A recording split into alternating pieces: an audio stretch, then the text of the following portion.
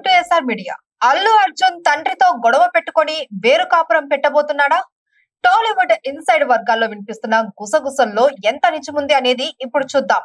గత కొద్ది రోజులుగా మెగా అల్లు కుటుంబాల మధ్య జరుగుతున్న వార్ గురించి మనకు తెలిసిందే.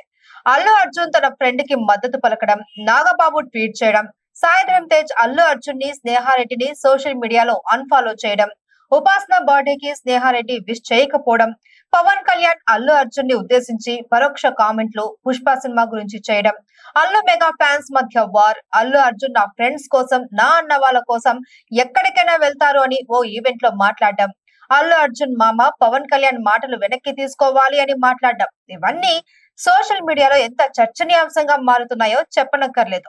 ఈ నేపథ్యంలోనే మెగా ఫ్యామిలీకి అల్లు ఫ్యామిలీకి మధ్య ఎక్కువ దూరం పెరుగుతుందని భావించిన అల్లు అరవింద్ వెంటనే ఈ గొడవలు పక్కన పెట్టేసి అందరితో కలిసిపోవాలి అని అల్లు అర్జున్ ని మందలించినట్లు తెలుస్తోంది.